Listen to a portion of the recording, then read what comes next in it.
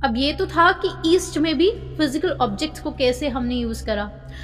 दूसरा कि बायोफोटॉन्स एक चीज होती है, यानी कि आपकी बॉडी में जितने भी सेल्स हैं, आपकी बॉडी में ध्यान से समझिए, आपकी बॉडी में जितने भी सेल्स हैं उन सारी सेल्स में से एक लाइट निकल रही है, एक लाइट निकल रही है। उस लाइट को बोलते हैं बायोफोटॉन्स। यानी कि अगर आपको एक अंधेरे वाले रूम में खड़ा कर दिया जाए, ऐसे एक्सपेरिमेंट हुए हैं, साइंटिस्ट ने कुछ 5 लड़कों को लिया जो अर्ली 20s में थे। उन लड़कों को उन्होंने डार्क रूम में लेके गए, हर 3 घंटे बाद 20-20 मिनट उन्हें डार्क रूम में खड़ा किया गया और फिर उनके पास प्रॉपर कैमरास थे जिसमें वो इंसान की जो बायोफोटॉन्स जो वो रिलीज करता है, यानी कि पूरा इंसान एज अ लाइट दिख पा रहा था, क्योंकि हम जो ह्यूमन बीइंग्स हैं हम लाइट से एमिट करते हैं। वो कितनी इंटेंसिटी, अब वो लाइट हमें क्यों नहीं दिख रही है? क्योंकि ये जो लाइट, अभी जो लाइट आप देख रहे हैं, जो विजिबल लाइट हम देख रहे हैं, और वो जो बायोफोटॉन्स वाली लाइट होती है उसकी इंटेंसिटी 1000 टाइम्स कम होती है उस लाइट से जो अभी आप देख रहे हैं, 1000 टाइम्स कम होती है।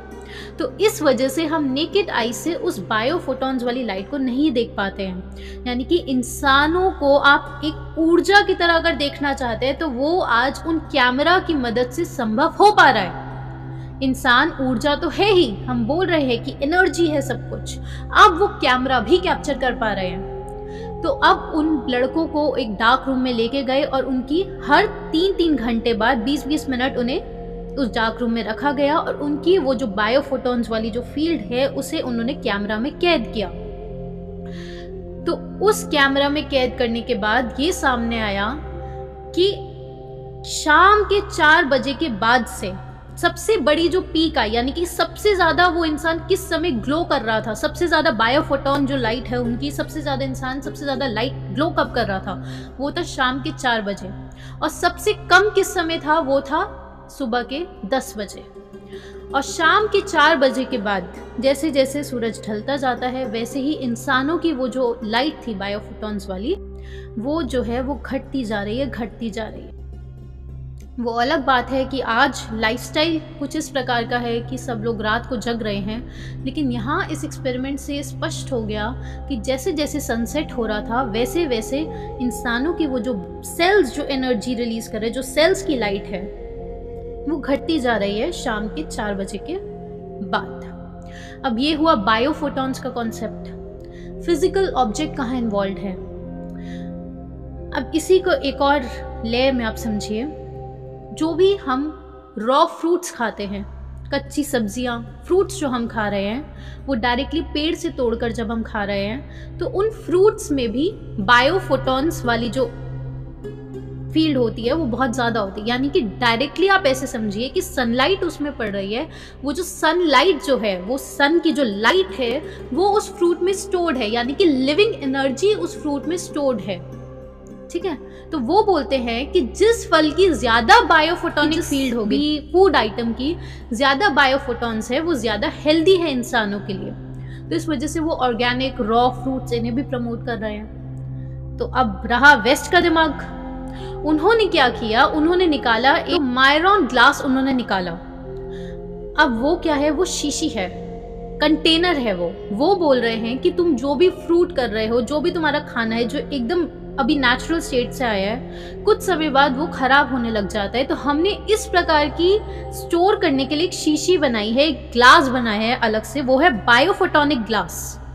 उसमें तुम्हारी जो बायोफोटॉन्स जो है वो बाहर नहीं निकल पाते हैं, यानी कि इंसानों तक वो बायोफोटॉन वाली जो चीज़ है, वो जो ऑब्जेक्ट है, यहाँ पर फल है, वो ज़्यादा से ज़्यादा बायोफोटॉन्स के साथ ही इंसानों तक पहुँच जाता है। यानी कि कंटेनर जिसमें बायोफोटॉन स्टोर हो पा रहे हैं। एल्यूमिनियम का उन्होंने कंपेयर करा, प्लास्टिक से कंपेयर करा, उसे अलग अलग ग्लासेस से कंपेयर करा कि वायलेट ग्लास है, ग्रीन ग्लास है, तो उसमें तुम्हारे बायोफोटॉन्स रिलीज हो जाते हैं। लेकिन अगर तुम हमारा ये जो ग्लास है, ये जो शीशी है, हमसे ले लोगे तो इसमें तुम्हारी वो शीशी में अच्छे से स्टोर हो पाते हैं। यहाँ पर फिर से फिजिकल ऑब्जेक्ट उन्होंने इन्वॉल्व कर लिया। तो अब बात आती है, तो क्या हम ये बोल रहे हैं कि इन फिजिकल ऑब्जेक्ट्स का आप बिल्कुल इस्तेमाल मत कीजिए? इन फिजिकल ऑब्जेक्ट्स का आप इस्तेमाल मत कीजिए, ऐसा नहीं है। जो भी चीज़ आपको बढ़िया लग रही है अपने लिए, उससे आपको शुरू करना है। शुरुआत में हो सकता है आप फिजिकल ऑब्जेक्ट्स की हेल्प लें, उसमें कुछ भी गलत नहीं है। वो कोई भी अंगूठी हो सकती है, वो मूर्ति देखकर अगर आप भावुक हो रहे हैं, क्योंकि अगर हम रामकृष्ण परमहंस उनको देखते हैं तो वो माँ काली की मूर्ति के सामने घंटों घंटों बैठा करते थे और रोते थे, बहुत रोते थे। बचपन में इतना रोते थे माँ काली के सामने कि उनके माँ बाप को लगता था कि कहीं साइकोटिक तो नहीं हो गया हमारा बेटा। इस स्तर तक थे वो, इतना डिवोशन था। भक्ति मार्ग हमने हमेशा सुना है कि फीमेल्स इन्वॉल्व होती है, लेकिन रामकृष्ण परमहंस वो मेल थे जो भक्ति मार्ग पर चले हैं और हर कोई इंसान आज उन्हें जानता है, क्योंकि ऐसा ज्ञान वो दुनिया को दे गए।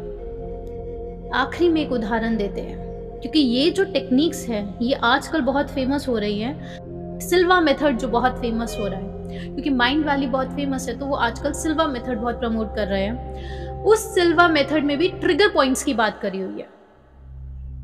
यानी कि अभी हमने आपको समझाया कि किस प्रकार से वो जो अंगूठी है, वो अंगूठी बार बार आपकी जब नज़र पड़ रही है तो आपके दिमाग में एक चीज़ ट्रिगर हो रही है। क्या ट्रिगर हो रहा है? मुझे गुस्सा नहीं करना है, मैं बहुत शांत इंसान हूँ। वैसे ही उन्होंने ट्रिगर पॉइंट, सिल्वा मेथड में एक टेक्निक होती है ट्रिगर पॉइंट्स की, कि जब भी इंसान इस प्रकार से अपने हाथ कर रहा है, ये वही टेक्निक है जो बरसों से मेडिटेशन में इस्तेमाल हो रही है।